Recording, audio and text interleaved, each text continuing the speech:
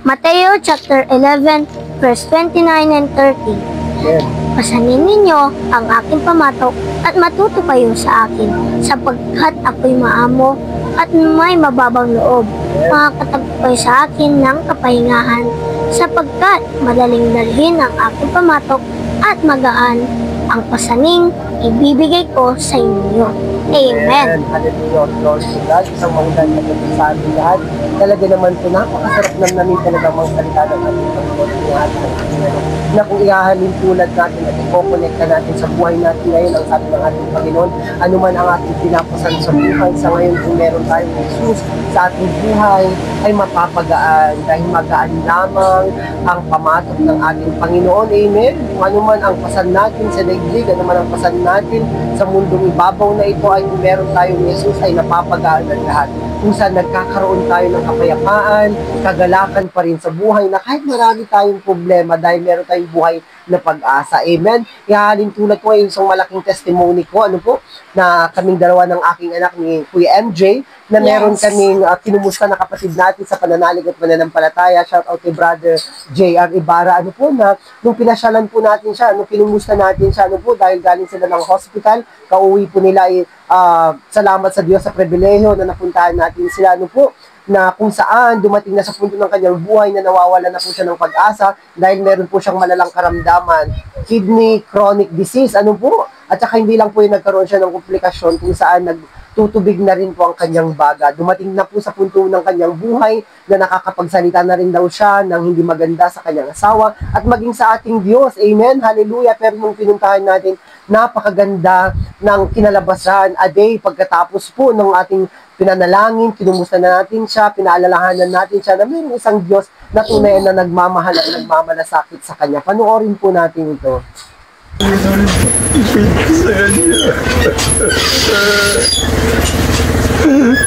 Lord. Huwag mo i-give up yung faith mo kay Lord. Kasi yung mga lang matitira sa atin tapos magpapatalo ka pa wala.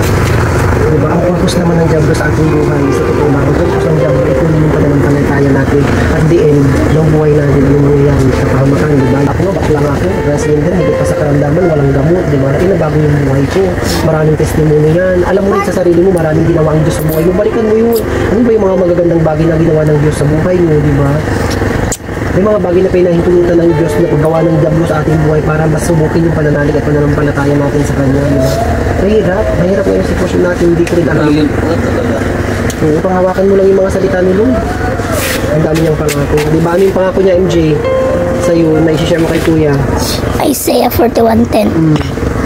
Ako isa sa iyo, huwag kang matakot. Ako ay iyong Diyos. Hindi ka dapat mangamba, papalakasin kita, tutulungan, iingatan at ililigtas. Pati ako, sabi ko, bakit may problema, di ba? May faith naman tayo, di ba? Pero doon yung makikita ko hanggang saan tayo. Nagkasala tayo, lahat tayo nagkasala, marami tayong pagkukulang. Ano bang dapat natin gawin? Mag-repent, humingi ng tawad. And Lord, kumilos ka sa aking buhay, di ba? Babaguhin ang bawat buhay natin, bawat sitwasyon natin. Di ba nakipag-isa ka na kay Kristo? 2 Corinthians chapter 5 verse 17. Kaya kapag ang isang tao nakipag-isa na kay Kristo, isa na ang bagong nila lang, wala nang dati ng pagkatao sa halip na palitan ng kulang bago. Ang Diyos ang lahat ng gumawa ng ito. So ano man ang sitwasyon natin, kahit baguhin ng Diyos, di ba? Walang bagay na mahirap sa Diyos. Kung meron tayong genuine na pananampalataya sa Kanya, magpatuloy tayo. Alam mo, hindi aksidente na nandito ako sa totoo lang. Hindi aksidente, hindi dahil sa ginusto ko, kundi ito yung will ni Lord para mapaalalahanan ka na mahal ka ng Diyos.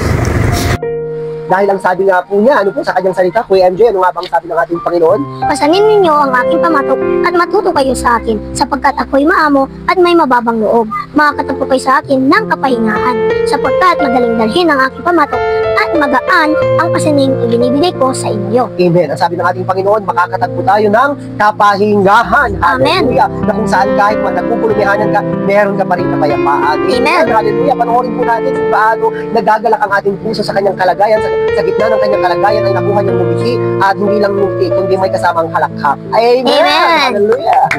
Panoorin po natin. Ito po. Yan! Yan ang gwapo. Wow! Gwapo.